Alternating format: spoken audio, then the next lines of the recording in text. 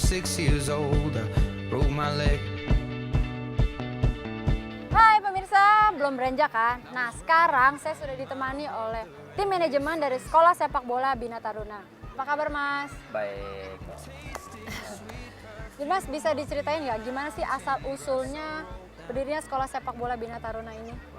Sekolah Bina Taruna ini lahir di sekitar tahun 70-an. Yang pertama kali namanya Putra Madya. Setelah itu di akhir tahun 70-an, sekitar 78-39 itu mulai berganti nama ke Bina Taruna. Di tahun 80-an, Bina Taruna itulah mulai dikenal di seluruh masyarakat Jakarta. Bella masih ingin bertanya lebih banyak lagi tentang Sekolah Sepak Bola Bina Taruna ini. Jangan kemana-mana, tetap di Galeri Sepak Bola Indonesia. Oh, tanah yang merdeka. Persatuan Sepak Bola Indonesia atau PSSI telah ketok palu terkait siapa jajaran pelatih yang akan menangani tim nasional Indonesia. Mulai dari pasukan di bawah usia 16 tahun hingga pasukan senior. Tak tanggung-tanggung, untuk timnas senior, PSSI menunjuk juru racik dari negeri Matador, Spanyol, Luis Milla Aspas. Luis Milla bahkan membawa 2 orang yang juga pernah bekerja dengannya untuk memoles tim kebanggaan rakyat Indonesia ini. Eduardo Perez Moran untuk pelatih kiper dan Miguel Gandhi dipercaya untuk menggenjot fisik para pemain dan seorang legenda tim nasional Indonesia, Bima Sakti, yang akan bertindak sebagai asisten pelatih. Lalu sebuah pertanyaan muncul, tim seperti apakah yang akan dibangun oleh Milla dan kawan-kawan? Milla Aspas pernah besar di La Masia dan beliau pernah menghandle untuk tim Barcelona U17, 19, 21 dan timnas U21 Spanyol. Yang artinya pengalaman beliau dalam mengembangkan tim usia muda sudah tidak diragukan lagi. Pengalaman Milla di negeri Matador, khususnya Akademi La Mesaya, sepertinya akan menjadi pondasi awal pembangunan tim nasional Indonesia ke depan. Berbicara La Mesaya, tentunya strategi tiki-taka lah yang menjadi andalan. Lantas cocokkah strategi ini diterapkan di tubuh tim nasional kita? Seperti yang kita ketahui bersama, tiki-taka merupakan strategi yang sangat mengandalkan kekuatan fisik, dikarenakan setiap pemain dituntut untuk terus bergerak dinamis agar passing 1-2 sentuhan dapat terus mengalir. Os podéis imaginar que para un seleccionador el aspecto físico es importante, pero es el más complicado porque nosotros por norma no tenemos a los jugadores. Lalu siapakah para pemain yang dianggap layak untuk mendukung strategi yang diterapkan Luis Milla? Beberapa tahap seleksi akan dilakukan agar pemain terbaik terpilih untuk berseragam merah putih. Ya estoy analizándolos, estoy viéndolos, no me gusta individualizar. Ya estoy viendo jugadores que me están gustando. El día 11 viajo ya para ver el primer partido y a partir de ahí verles in situ, verles en directo y a partir de ahí poder tener más valoración para poder elegir y poder optar por los mejores jugadores. Tim pelatih telah terbentuk, program telah tersusun. Sekarang tinggal tugas PSSI dan pemerintah tentunya untuk memastikan segala aspek pendukung tersedia. Sebut saja ketersediaan lapangan berstandar internasional. Bagaimana Milla dan jajarannya dapat membangun sebuah tim dengan tiki-taka yang baik, sedangkan lapangan rata yang dapat membuat umpan-umpan pendek berjalan dengan mulus saja tidak kita miliki. Kami juga berpikir tentang masalah stadion dan sebagainya, fasilitas, apalagi dengan pelatih baru. Tapi kayaknya kami berpikir dalam konteks yang sangat mendesak dan jangka menengah dan panjang. Yang mendesak itu apa? Kantor PSSI misalnya. Nah kalau kayak stadion kita lihat-lihat nanti. Di lain sisi, sebuah sinergi yang baik antar tim nasional jenjang umur yang berada di bawah timnas senior sangatlah dibutuhkan. Sehingga nantinya akan lahir sebuah kesinambungan untuk satu tujuan, tim nasional Indonesia yang berprestasi dan membanggakan.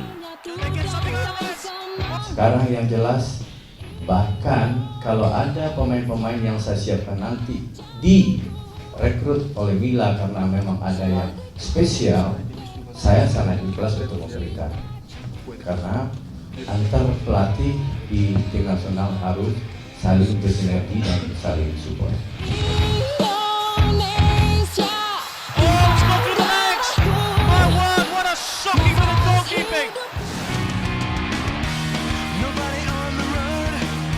PT Jawa Pos Sportainment atau PT JPS resmi mengumumkan kepemilikannya dan pengelolaannya terhadap Persebaya Surabaya.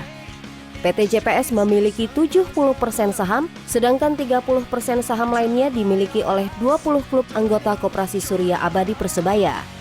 Perubahan komposisi saham ini diikuti dengan pembaruan susunan direksi. Kursi Direktur Utama PT Persebaya Indonesia atau Presiden Klub kini ditempati oleh Azrul Ananda. Angin segar pun mengiringi datangnya pengelola baru. PT JPS berjanji tunggakan gaji selama 5 bulan akan segera dilunasi. Karena syarat penting ikut Liga 2, klub tak boleh memiliki hutang gaji kepada pemain. Kita harus menyadari lah bahwa hutang Persebaya itu kan sebenarnya mayoritas hampir semuanya adalah untuk pemain. Jadi itu menurut saya adalah sesuatu yang memang kewajiban. Jadi ini bukan hutang yang nggak masuk akal. Ini hutang yang sangat masuk akal, hutang yang bisa dihitung secara bisnis. Kepala Staf Ketua Umum PSSI Iwan Budianto resmi mundur dari menjabat sebagai CEO Arema FC. Di tengah kabar tersebut, klub asal Malang memperkenalkan jersey baru untuk kompetisi Liga 1 2017.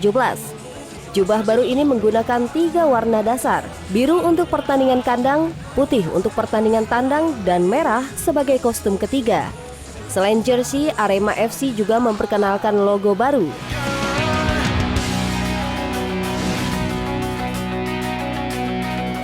Era kepelatihan Luis Milla Aspas di tim nasional Indonesia diiringi momentum apik. Benar saja, ranking pasukan Garuda mengalami perbaikan.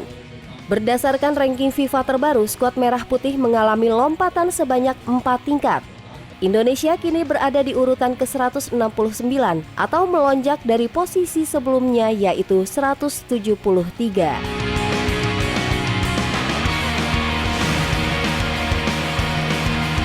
Presiden Republik Indonesia Joko Widodo sempatkan bermain futsal bersama Menteri Kabinet Kerja. Menghadapi tim dari awak media Istana Kepresidenan, Jokowi unjuk kebolehan didampingi para menteri, Pas Pampres, Kapolri Jenderal Tito Karnavian, Panglima TNI Gatot Nurmantio, serta Sekretaris Kabinet Pramono Anung. Dalam pertandingan tersebut, Jokowi sanggup bermain selama 7 menit.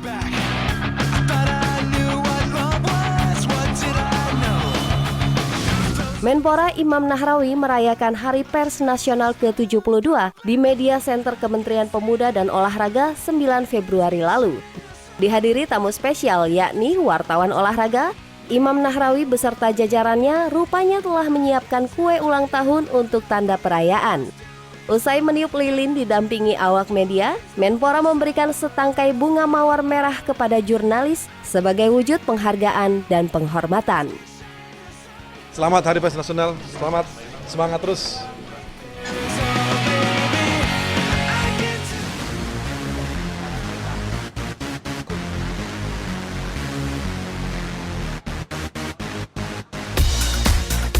Bayangkara FC resmi mengontrak pemain senior Firman Utina untuk menambah kekuatan di lini tengah. Berbaju Bayangkara FC, Firman diharapkan sanggup memberi warna baru dalam skuad muda klub asal Surabaya. Ya, saya masih harus butuh adaptasi baik itu secara tim, baik itu secara fisik sendiri. Selain Firman Utina, Bayangkara FC juga sedang melakukan seleksi terhadap pemain asing berkebangsaan Brazil, Rafael Pereira de Lima Camara. Sebelumnya, Rafael sempat mengikuti seleksi di Persib Bandung namun gagal.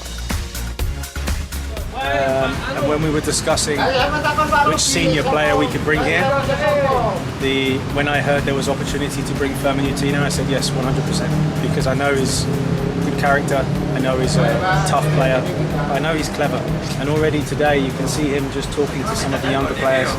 I've not asked him to do this. This is just because he is a senior player and he understands football. This is what we need to bring to this football club, a little bit of experience to balance out the youthful ability we have.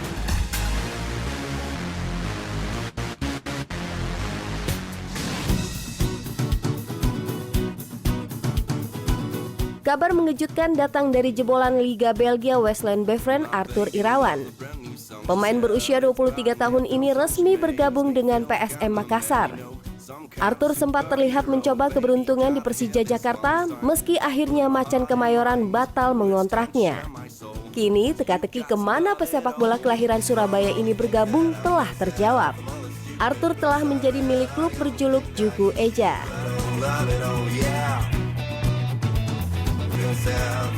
Stupid books I read, I don't think that you should love it, oh yeah.